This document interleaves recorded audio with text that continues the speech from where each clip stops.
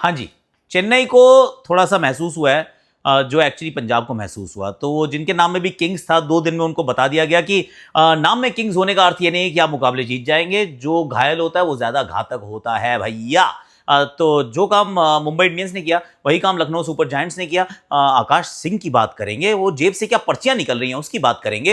अर्शदीप सिंह का एक्चुअली मैंने देखा कि स्नैपचैट पे भाई किसी का केस लिया उन्होंने, उसकी बात कर लेंगे। चेन्नई सुपर किंग्स के आने वाले समय में क्या उनके क्वालिफिकेशन के सिनारियो हैं, क्योंकि अब थोड़े सिनारियोज ना थोड़े से ट्रिकी हो गए हैं। उसकी बात कर लेंगे। गुजरात पहली टीम बन सकती है जो क्वालिफाई कर जाए, क्योंकि उनका मुकाबला कोलकाता से है। पर कोलकाता क्या कर रही है यार, सबकी बात करनी जरूरी है।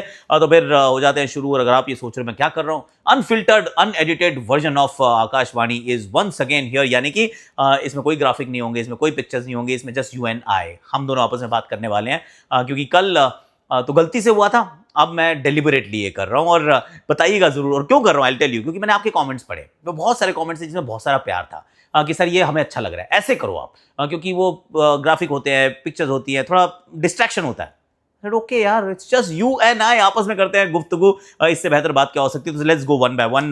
सबसे पहले तो चेन्नई सुपर किंग्स के चांसेस की बात कर लेते हैं, क्योंकि वो ज्यादा इंपॉर्टेंट है। रेस टू द प्लेऑफ चल रही है और उसमें चेन्नई अब 16 अंकों तक तो पहुंच सकती है, पर अब फिसल नहीं सकती है। लखनऊ सुपर जायंट्स को अभी हराया था, लेकिन अब इस मुकाबले में शिकस्त का मतलब ये, और छोटी मोटी शिकस्त नहीं है, बड़ी शिकस्त है। क्योंकि अभी ओवर्स बचे हुए थे और उससे नेट रन रेट का भी नुकसान हुआ है। तो उस दृष्टिकोण से जब आप देखते हैं, तो पहले मैं एक्चुअली उनके आगे के रास्ते की बात करता हूं, फिर इस मैच पे आऊंगा। तो आगे का रास्ता तो बड़ी सिंपल सी बात है कि अब 2 में से 2 जीतने होंगे। पहले हैदराबाद को हराइए और उसके बाद गुजरात को हराइए। दोनों डिफिकल्ट है यार। इस बार जो दोनों टीम्स हैं वो इनसे ऊपर की टीम्स हैं, और इस सीजन में अभी तक इन्होंने एक्चुअली जितने भी मैच जीते हैं वो अपने से नीचे वाली टीमों के साथ जीते हैं।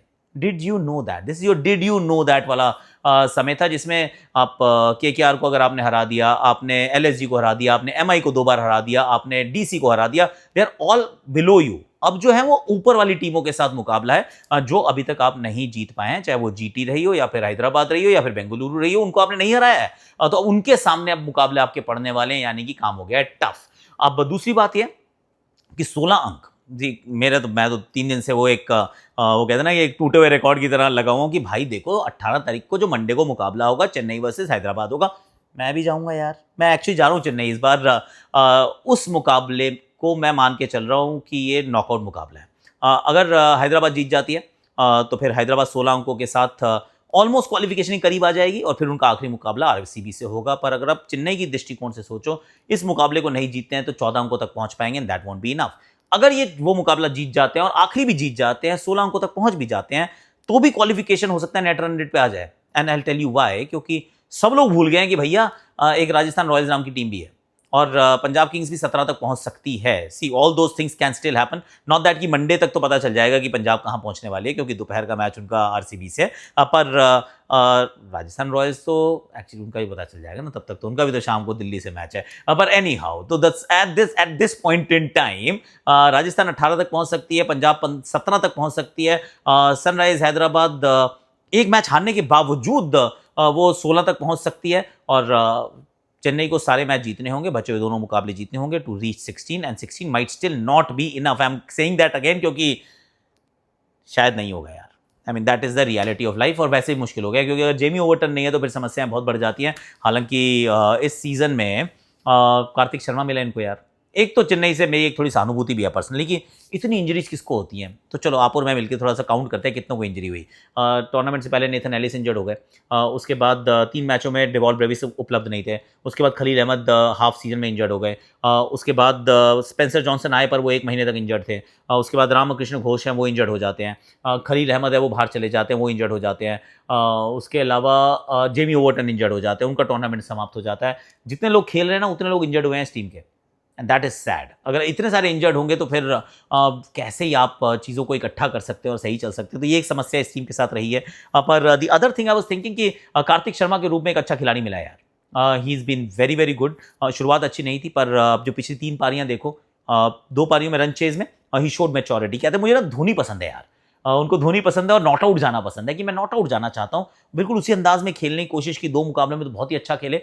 इस मुकाबले में बड़े टैक्टिकली खेले। पहले बैटिंग आई थी, दूसरी तरफ से विकेटें भी गिर गई थी। शॉर्ट बॉल के खिलाफ थोड़ा सा मुश्किल काम भी था क्योंकि बहुत लखनऊ ने प्लान किया था अच्छे से, पर फिर शहबाज का वो जो ओवर था, ही टुक हिम डाउन, 1 2 3। तो वो बड़े उन्होंने अपने वो पिक किए कि मैं किस बॉलर के पीछे भागने वाला हूँ। So he was very very good, और वो फ्यूचर की इन्वेस्टमेट हो सकते हैं। और इट वार्म्स माई हार्ट क्योंकि यार 14 करोड़ का खिलाड़ी है यार, पहली बार खेलने को मिला है और ये अच्छा लड़का है एक्चुअली। तो I really hope he does well. Again, did you know कि ये एक्चुअली कार्तिक शर्मा जो हैं ये दीपक चार के पिताजी के चेले हैं, तो उन्हीं की अकेडमी से आते हैं और बड़ा अच्छा कर रहे हैं। तो I just feels very good about it.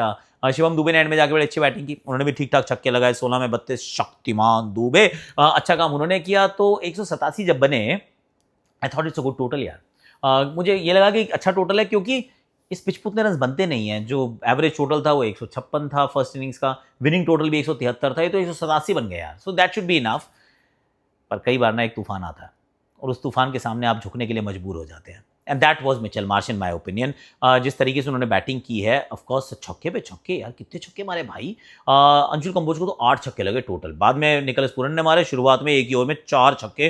क्या गजब, एक पॉइंट के ऊपर से 3 स्क्वायर लेग के ऊपर से, ऐसा लगा 6 छक्के हो जाएंगे। रवि भाई थे कॉमेंट्री में कह रहे, एक और लग गया ना अगर तो फिर देखना तुम इसका, एकदम ये भेलपूरी बिक जाएगा, ऐसे करके उन्होंने बताया। बड़ा अच्छा है, सो स्वीट। क्योंकि रवि भाई ने एक्चुअली छक्के 6 लगाए भी हुए हैं फर्स्ट क्लास क्रिकेट में, और 6 छक्के जब मारे थे यूवी ने तो उन्होंने कमेंट्री भी की थी। सो ही नोस। पर मिचेल मार्श क्या बैटिंग की यार। अब उसमें भी तो 2 चीज़ें हैं ना, 90 उन्होंने बनाए, गलत आउट हो गए, और मैं कह रहा हूँ नॉन स्ट्राइकर पे इस वाले रनआउट को बंद कर दो यार। क्यों करा रखा है रनआउट आपने कि आउट माना जाएगा, क्योंकि अनफेयर लगता है, अनफेयर लगता है। पर्सनली मुझे अनफेयर लगता है क्योंकि इसमें बॉलर ने कोई मेहनत नहीं की है, हिम्मत नहीं लगाई है, ऐसे करके डिविएट नहीं किया है, हाथ डाला, उंगली लग गई, रनआउट हो गए। और उसने बैटर ने ज़्यादा जल्दी स्टार्ट भी नहीं लिया है, तो ऐसा नहीं कि उसने स्टार्ट जल्दी ले लिया और आपको कि नहीं ये तो गलत काम कर रहे हैं। तो दैट्स व्हाट आई फील। पर जो बैटिंग की, पावर प्ले में गेम समाप्त, एक टीम के थे 37, पावर प्ले में 2 आउट हो चुके थे, दोनों ओपनर्स ऋतुराज एंड संजू सैमसन, इन्होंने बनाए थे 86। Game was done and dusted. और उसके बाद तो फिर अच्छा ही करते गए। पर चेन्नई यार, एक चीज़ मुझे याद आई, तुम 3 ही ओवरसीज प्लेयर से खेल गए यार। गुरजबनीत को जब आप लेकर आए तो क्या मैट हेनरी को नहीं ला सकते थे? I am asking this question क्योंकि ये पिच उस प्रकार का, ऑलमोस्ट न्यूजीलैंड जैसी conditions, pace, bounce, sideways movement. तो Matt Henry, Spencer Johnson, Mukesh Choudhary, Anshul Kamboj, क्या ये बेहतर क्वार्टेट बॉलिंग का नहीं हो सकता था? नॉट दैट कि गुरजबनीत खराब है, पर जस्ट अ सिंपल थिंग कि यार एक अनकैप्ड है, दूसरा इंटरनेशनल सक्सेस क्लेम्ड बॉलर है। So I was just thinking around those lines. पर एनी हाउ वो पिटाई करते हैं, जॉश इंग्लिश अच्छा खेलते हैं, एंड में आगे निकोलस पूरन छक्के लगा देते हैं, और ये मुकाबला बड़े ठीक ठाक मार्जिन से लखनऊ जीत जाती है। और लखनऊ, आपके लिए मेरा एक सवाल है, क्रिकेट खेली है, ऐसा सवाल आ जाते हैं जहन में कि जो काम गुजरात करे, क्या ये काम आप नहीं कर सकते? Again I ask this question because जो 10 मुकाबले पिछले खेले हैं, ये इकाना के मैदान पे सिर्फ 2 जीते, और दूसरी जीत जो थी वो कल शाम को आई है भैया। तो अगर ये सच्चाई है आपकी, तो why not on a surface like this, जिसमें 200 नहीं बनते, जिसमें साइडवेज मूवमेंट है, जिसमें पेस एंड बाउंस है, उसमें, और आपके पास फास्ट बॉलिंग का भंडार है, इतना बड़ा भंडार है आपके पास। So why don't you guys actually prepare, ऐसे ही पिच बनाओ, सीमिंग फ्रेंडली पिच बनाओ जैसी गुजरात में बनती है, और अपने फास्ट बॉलर्स को जस्ट अनलीश फास्ट बॉलिंग। और आपके पास 4 ओवरसीज बल्लेबाज है, जिसमें से 3 तो ऐसे हैं जो पेस और बाउंस को दिल खोल के पसंद करते हैं, Mitchell Marsh, Aiden Markram, Josh Inglis, और एक निकोलस पूरन, उनको आप नीचे के लिए रख लो। और अपनी टीम उस दृष्टिकोण से बनाओ कि हम 170 का मैच खेलेंगे, 7 मैच घर पे होते हैं, 5 जीत गए तो we will be in a very good position, और अगर बाहर गए तो ताकत तो वैसे भी है। Can you not go down that route, is what I am thinking. ये एक इंटरेस्टिंग था। वैसे आकाश सिंह अपनी जेब में पर्ची लेके आया, उन्होंने निकाला और पर्ची दिखाया, उस पर लिखा था #Aki on fire, Akash can take wickets in T20s, yes sir you can. और मैं ये कह रहा हूँ उस समय कमेंट्री में मेरे जहन में आया, पर मैं बोल नहीं पाया, अभी बोल देता हूँ आपके साथ। पड़ोसी मुल्क जो हमारा, उसमें पर्ची वाले प्लेयर होते हैं, और जो हमारा मुल्क है उसमें खिलाड़ी पर्ची जेब में लग के जा रहे हैं, मतलब अलग ही चल रहा है। उस दिन निकाली वो अरुल पटेल ने, एक दिन अभिषेक लेकर आए थे, इस बार अक्की लेकर गए, आकाश सिंह लेकर गए। तो मैं एक और चीज़ सोचने के लिए मजबूर हुआ, actually Akash is lovely, I love this bowler, बहुत अच्छी डालते हैं, अच्छा लेफ्ट आर्म थोड़ा पीछे। इस बार तो बाउंसेस का प्लान भी दोनों टीम से मिलके, नहीं मतलब जो लखनऊ का जो प्लान था दैट वाज इम्पेकेबल, जिसमें शॉर्ट बॉल, वो बैंक ने भी बहुत अच्छी गेंदबाजी की, प्रिंस का ऑफ डे ज़रूर था, पर अच्छे शॉर्ट बॉल का इस्तेमाल लगातार किया। और मैं ये सोच रहा हूँ कि खिलाड़ी बहुत सारे जेब में लेके जाते होंगे पर्चियाँ, हमें देखने को कम मिलती हैं, पर पर्चियाँ तो बहुत लाते होंगे, क्योंकि ये थोड़ी ना पता होता है कि आज पर्ची लेके आज रन बन जाएंगे, ऐसा नहीं होता है। पर आप लेकर जाते हो, जिस दिन मौका मिला उस दिन आप निकाल के दिखा देते हो, हेलो। तो एक तरफ पर्ची वाले प्लेयर, एक तरफ प्लेयर्स की पॉकेट में पर्चियाँ, ओके फाइन व्हाटएवर। एक और, हाँ, एक news that cot my I. एक तो मुंबई ने बड़ा तगड़ा किया है। वो एक अंधेरा तेरा मैंने ले लिया, तन तेरे नाम किया, चन्ना मेरे या। अमूमन वो मुंबई इंडियंस, मतलब या किसी भी फ्रेंचाइज की जो पोस्ट होती हैं उनको लाइक वगैरह शेयर वगैरह मैं नहीं करता, पर ये वाली एक्चुअली कॉट में आए यार। और वो अपना आपस में चल रहा था कि उन्होंने कुछ किया, स्नैपचैट पे डाला, और तिलक वर्मा ने फिर रन्स बनाए, and they took it personally and they took it to a next level. Actually very very interesting कि वो क्या था। पर अर्श ने एक और किसी एक वो दर्शक का ऐसे ही जवाब दे रहे थे कि उन्होंने पंजाब का नाम ही चेंज कर दो, हमारा तो आपने नाम ही मिटा दिया है, मिट्टी कर दिया है। तो अर्श ने उसके साथ भी एंगेज किया, एंड आई एम थिंकिंग कि क्या होता है, बिकॉज आई बीन देयर, ये गलतियां होती हैं हमसे भी। इसको मैं गलती इसलिए कह रहा हूँ क्योंकि ये वाली बैटल आप कभी जीत नहीं सकते, और फैंस के साथ इस तरीके का एंगेजमेंट जो काम आता नहीं है कभी भी। तो इसमें लूजर जो है ना, वो हमेशा वो खिलाड़ी ही रहने वाला है, वो जो सेलिब्रिटी है वही रहने वाला है, क्योंकि आप उससे पूछेंगे सवाल कि और दुख होता है एक्चुअली, दिल को लगती है। आई टेल यू समथिंग, तो कई बार होता है कि जैसे बोलते हैं भाई तूने क्या किया है बे, तो मन करता है बोलने का, यार मैं तो फिर भी इंडिया के लिए खेला था, तूने क्या किया गुरु, मैंने तेरा नाम गूगल किया, तेरा तो नाम ही नहीं आ रहा यार, तेरी अचीवमेंट क्या है लाइफ में, भारत के लिए तूने क्या किया। मैं तो भारत के लिए खेला हूँ, एटलीस्ट 10 मैच खेला हूँ। तो अर्शदीप को आई कैन टोटली रिलेट कि उसको क्या लगा होगा। उसको लगा होगा कि यार आई मीन मतलब क्या, क्यों, वाई, मतलब हद हो गई।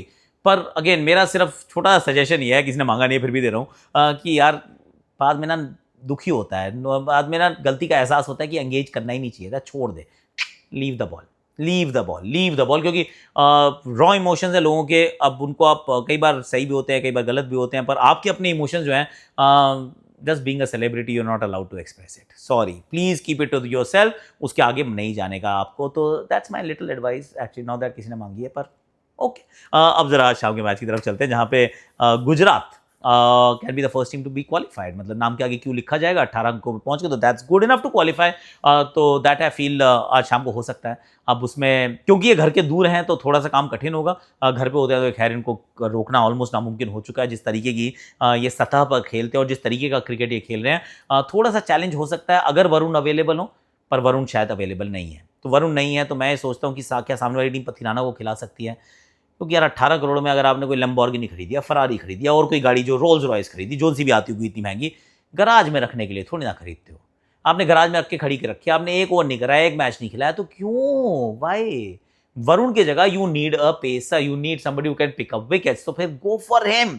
सौरभ दुबे को खिलाने का क्या ही पॉइंट निकला, not against him, but the fact is कि पथिराना है, रोमन पाल को बाहर बिठाइए, आप पथिराना को खिलाइए, at least bolster your bowling a little bit. क्योंकि अगर ऐसा ना होता, मान लीजिए वरुण अवेलेबल होते, तो मैं क्यूरेटर को जाके कहता कान में, सुन मेरे भाई, टर्नर बना दे, स्पिन होनी चाहिए गेंद, क्योंकि सामने वाली टीम के पास स्पिनर हैं तो सही, पर we don't want to play like a pace bowling वाला गेम, हमें स्पिन पे खेलना है, हम स्पिन वर्सेस स्पिन में हम उनसे बेहतर हैं, विच इज करेक्ट, क्योंकि उनके पास राशिद है, आपके पास वरुण चक्रवर्ती, सुनील नारायण और अनुकूल रॉय, दिस सीजन का सबसे बेहतरीन spin bowling unit. Rashid Khan अच्छी फॉर्म में है, क्या साई किशोर को खिलाएंगे, क्या वॉशी से गेंदबाजी कराएंगे, again it's not the same. तो उस कॉन्टेस्ट में मैं आपको हरा सकता हूं, ये सोचा होगा केकेआर ने, पर अगर नहीं है वरुण तो फिर तो फ्लैट पिच पे खेलो यार, फिर 170 वाला मैच को फिर 210 वाला मैच खेलो, क्योंकि 210 वाले मैच में फिर आप शायद गुजरात को पकड़ सकते हो, क्योंकि अंत के 4 ओवर जो है that becomes a bit of an issue. I think the best जो गुजरात का रहा है वो 52 है 4 ओवर्स में,